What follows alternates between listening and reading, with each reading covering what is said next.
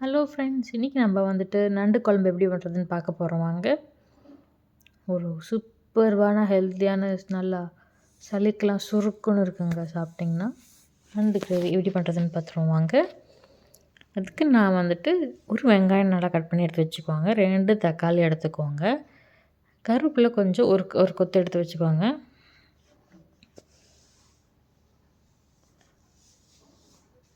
இப்போ பார்த்திங்கன்னா நான் நல்லா கழுவி வச்சுருக்கேங்க நண்டை. நல்லா உப்புலாம் போட்டு நல்லா அந்த அழுக்கெலாம் எடுத்து நீட்டாக கழுவி எடுத்துடுங்க. கொடுக்கும் போதே கழுவி தான் கொடுத்துருந்தாங்க கடையில் வாங்கும்போது. ஸோ நானும் ஒரு நல்லா கழுவி எடுத்து வச்சுட்டேங்க. ஒரு பேன் எடுத்து வச்சுக்கோங்க, அதில் ஆயில் 2 டேபிள் ஸ்பூன் விட்டுக்கோங்க. ஆயில் நல்லா காஞ்சி வந்ததும் நல்லா சூடாகினதுக்கப்புறமா நம்ம வந்துட்டு நம்ம கட் பண்ணி வச்சுருக்கோங்க இல்லையா, அந்த வெங்காயத்தை போட்டுடலாம். இப்போ வெங்காயத்தை போட்டு நல்லா கிண்டி விட்டுக்கோங்க, கிண்டி விட்டு இருங்க, அடி பிடிக்காமல் இருக்க.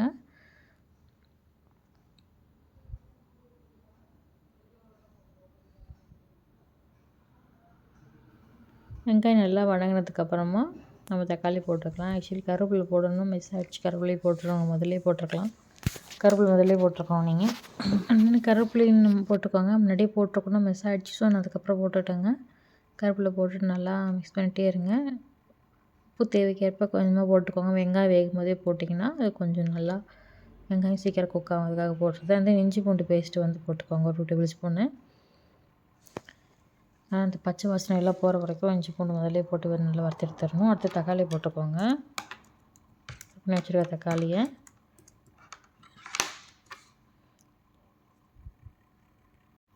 அடுத்து மல்லி பவுடர் வந்து 2 டேபிள் ஸ்பூன் போட்டுக்கோங்க. மஞ்சள் கொஞ்சமாக போட்டுக்கோங்க. மஞ்சள் போட்டுக்கனால வந்து எனக்கு கலர் வந்து ஒரு மாதிரி எல்லோயிஷாக வந்திருக்கு. மஞ்சள் வேணாங்கிறவங்க நீங்கள் ஸ்கிப் பண்ணிடலாம். சில பேர் கலருக்காக வந்துட்டு அந்த காஷ்மீரி சில்லி பவுடர் போடுவீங்க, அது போட்டிங்கன்னா கொஞ்சம் கலர் கொடுக்கும். உங்களுக்கு கிரேவியோட கன்சிஸ்டன்சிலாம் வந்து ஒரு ரெட்டிஷாக கிடக்கும். இப்போ போட்டாச்சிங்க, நண்டு குக் பண்ணும்போது மட்டும் கொஞ்சம் கேர்ஃபுல்லாக நம்ம பார்த்து அதெல்லாம் உடையாத மாதிரி பொறுமையாக திருப்பி போடணும். அதுதான் கொஞ்சம் இதில் கொஞ்சம் கஷ்டமான வேலை. கொஞ்சம் நல்லா அப்படியே மெல்லமாக திருப்பி விடணும். ஃபஸ்ட்டு ஒரு டம்ளர் ஊற்றி விட்டு நல்லா நான் குக் பண்ணி விட்றேங்க. அதுக்கப்புறமா ஒரு டைம் நல்லா குக் ஆனதுக்கப்புறம் கொஞ்சம் நீங்கள் அதுக்கப்புறம் நான் 2 டம்ளர்ஸ் தண்ணி ஊற்றிட்டேன். உங்களுக்கு எவ்வளோ வேணுமோ நீங்கள் கிரேவி எந்த கன்சிஸ்டன்சிக்கு வேணுமோ அந்தளவுக்கு நீங்கள் தண்ணி ஊற்றிக்கலாம். பார்த்திங்கன்னா நல்லா குக் ஆகிட்டுருக்கு.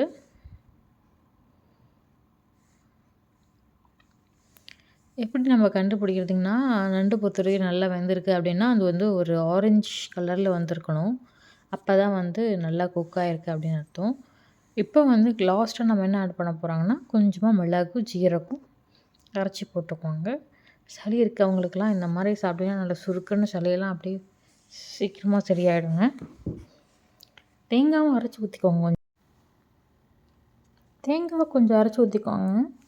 இதில் கொஞ்சம் மிஸ் ஆகிடுச்சுங்க தேங்காய் அரைச்சி நான் ஊற்றுறது. மிளகு ஜீரகத்தோடு போட்டு நீங்கள் தேங்காயும் சேர்த்து அரைச்சி ஊற்றுனீங்கன்னா குழம்பு நல்லா திக்காக இருக்குங்க. தேங்காய் ஊற்றினதுக்கப்புறம் ஒரு கொஞ்சம் நேரம் 10 to 15 மினிட்ஸ் கொதிக்கிட்டிங்கன்னா அவ்வளோதான், சூப்பரான நண்டு குழம்பு ரெடி ஆகிடுச்சு. இந்த வீடியோ பிடிச்சிடும், எனக்கு பிடிச்சா மறக்காம சப்ஸ்கிரைப் பண்ணுங்கள், லைக் பண்ணுங்கள், ஷேர் பண்ணுங்கள்.